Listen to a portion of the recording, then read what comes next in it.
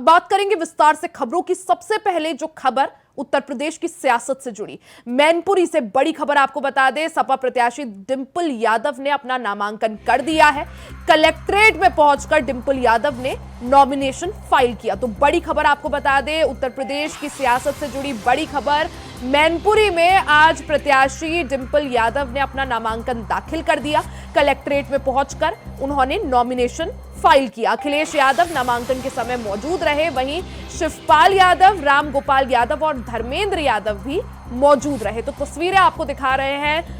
आज मैनपुरी से सपा प्रत्याशी डिंपल यादव ने अपना नॉमिनेशन फाइल किया, अपना नामांकन किया। इस दौरान शक्ति प्रदर्शन करते हुए समाजवादी पार्टी के सुप्रीमो अखिलेश यादव, साथ ही शिवपाल यादव, राम गोपाल यादव और धर्मेंद्र यादव भी मौजूद रहे। तो तस्वीरें आपको दिखा रहे हैं। सपा प्रत्याशी डिंपल यादव ने मैनपुरी से अपना नॉमिनेशन आज फाइल किया है।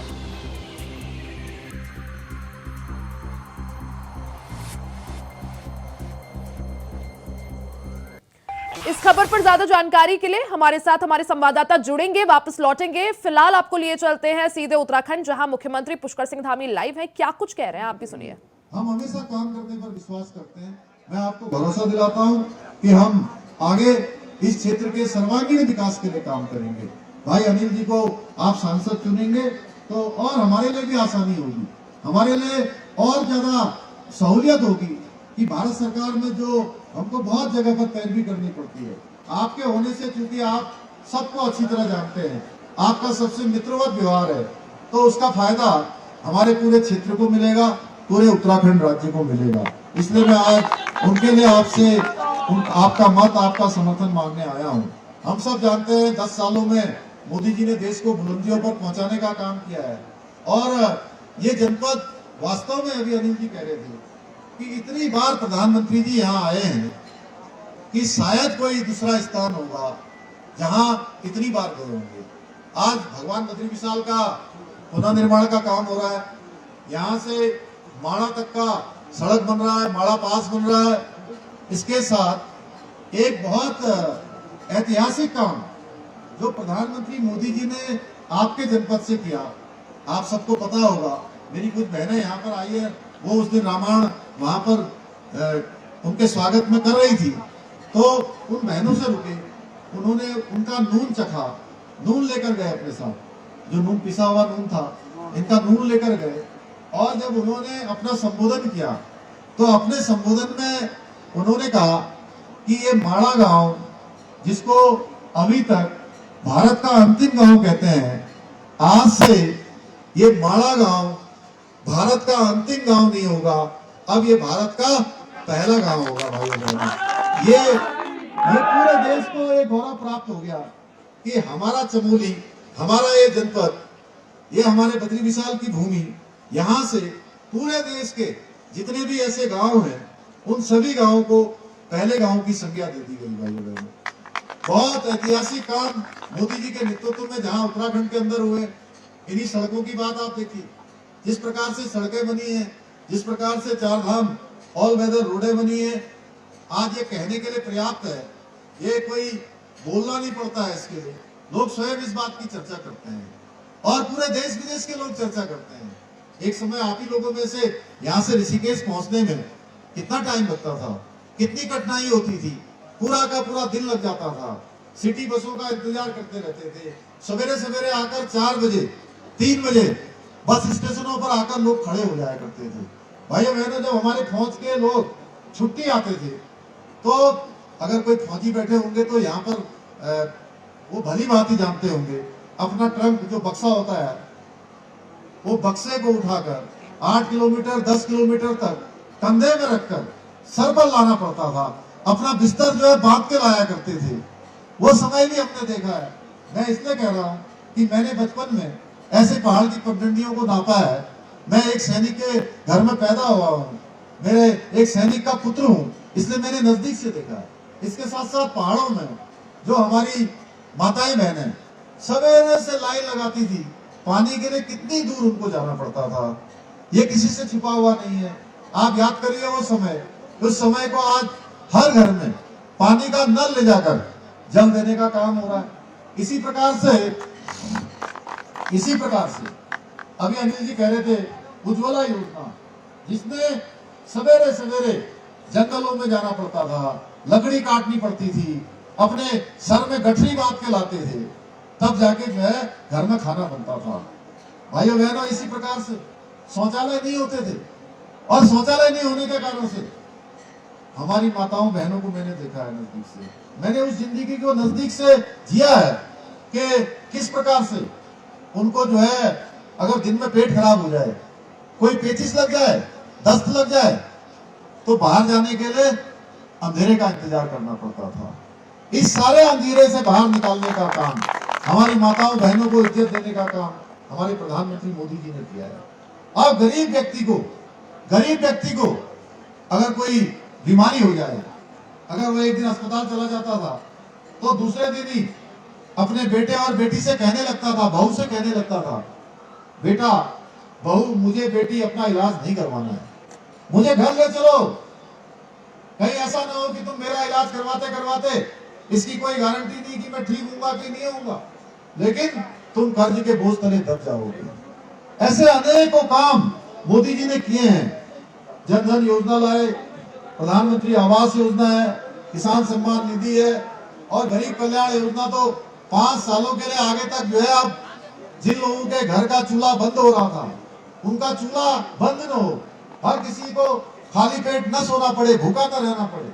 गरीब कल्याण अन्न योजना अगले 5 सालों के लिए मोदी जी ने और बढ़ा दिया। भाई बहनों, अगले 5 सालों तक ये राशन मिलता रहेगा। इसके साथ साथ हम जहाँ देवभूमि के लोग हैं, देवभूमि के साथ साथ ये वीर भूमि भी है, और वीर भूमि के लोगों ने कश्मीर को बचाने के लिए अपने प्राणों का बलिदान दिया, अपना सर्वोच्च बलिदान दिया।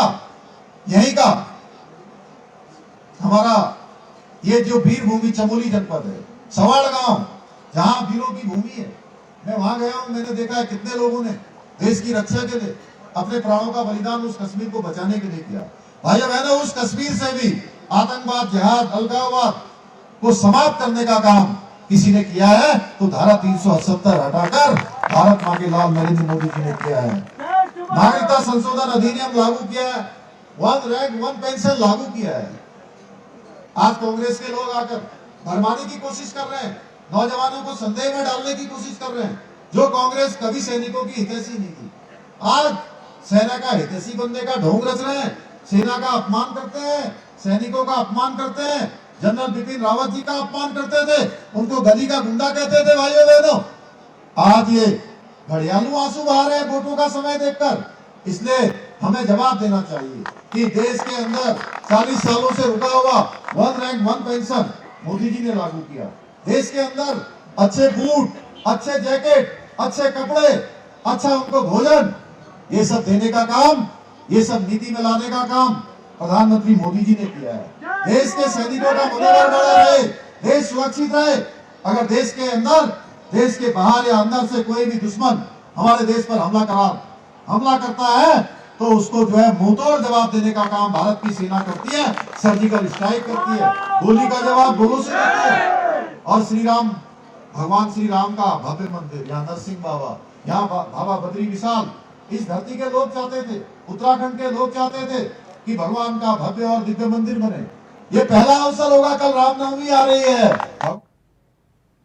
तो आप जोशीमठ से चुनावी रैली को संबोधित करते हुए मुख्यमंत्री पुष्कर सिंह धामी को सुन रहे थे। खबरों में आगे बढ़ते हैं। खबर मैनपुरी से, जहां मैनपुरी से सपा सांसद रामगोपाल यादव का बड़ा बयान सामने आया है। आपको बता दें कि सरकार संविधान बदलने की कोशिश कर रही है। तो बड़ी खबर आपको बता रहे हैं मैनपुरी से, इस वक्त की बड़ी खबर। समाजवादी पार्टी से सांसद रामगोपाल यादव का बड़ा बयान सामने आया है। सरकार संविधान बदलने की कोशिश कर रही है। बीजेपी सत्ता में आ गई तो संविधान बदल देगी। डिंपल बड़े मार्जिन से पिछला चुनाव जीती थी और केशव को बाबा बैठाने नहीं देते, डिप्टी सीएम बन गए हैं। तो केशव प्रसाद मौर्य पर भी बड़ा हमला यहां पर उन्होंने बोला है, कहा है केशव को बाबा बैठने नहीं देते, डिप्टी सीएम बन गए हैं। तो बड़ी खबर आपको बता दें,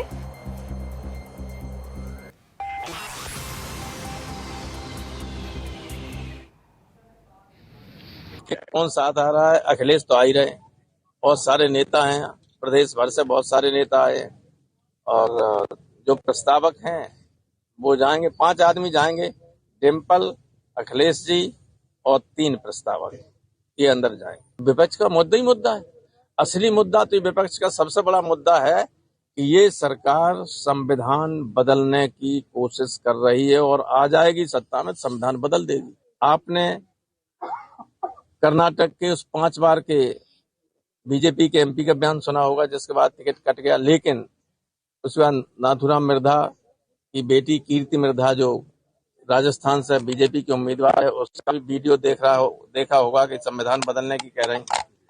अभी 3 दिन पहले अलीगढ़ से बीजेपी के उम्मीदवार सतीश गौतम है, उनकी जनसभा में बीजेपी की एक महिला नेत्री मधु मिश्रा ये कह रही हैं कि संविधान इसलिए बदलना जरूरी है और बदलेंगे क्योंकि जो लोग हमारी जूतियां साफ करते थे वे हमारे बराबर बैठने लगे।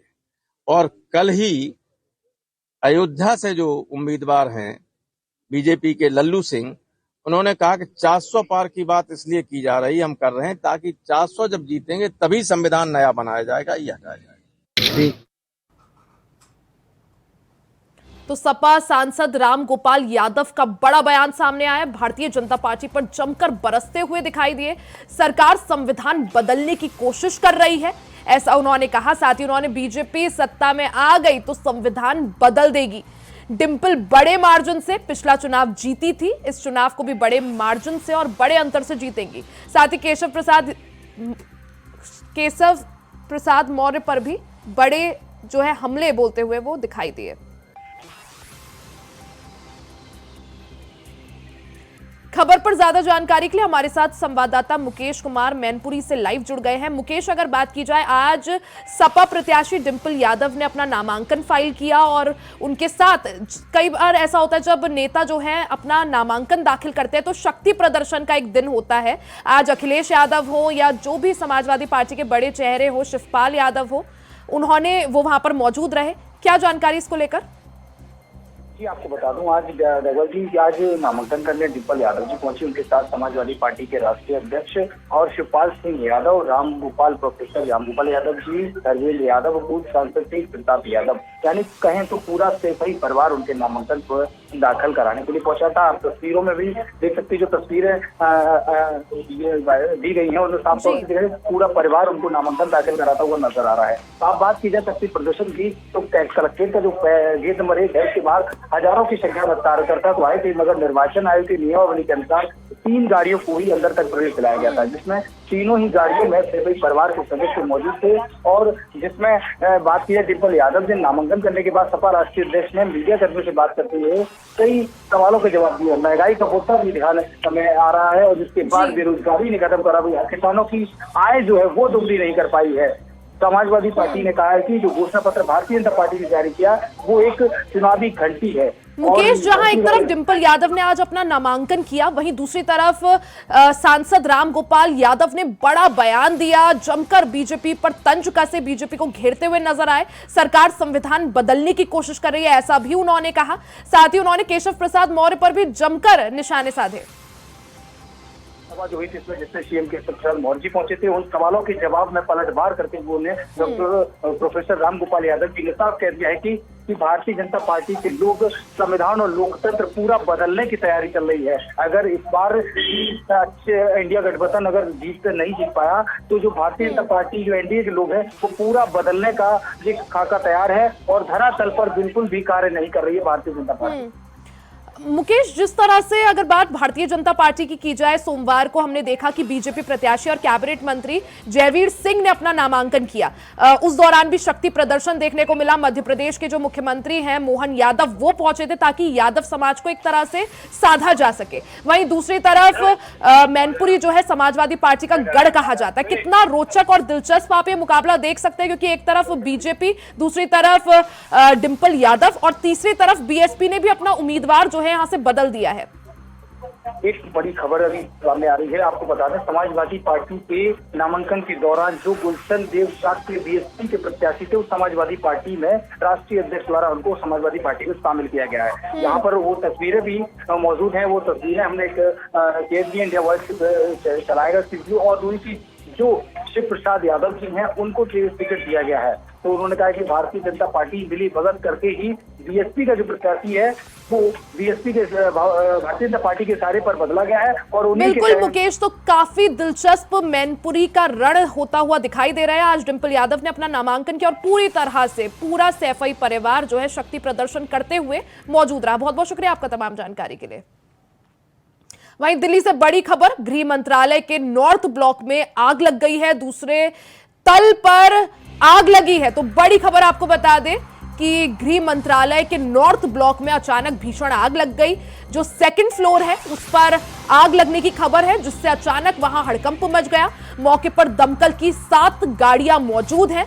आग में कार्यालय में रखा सामान जलकर खाक हो गया है।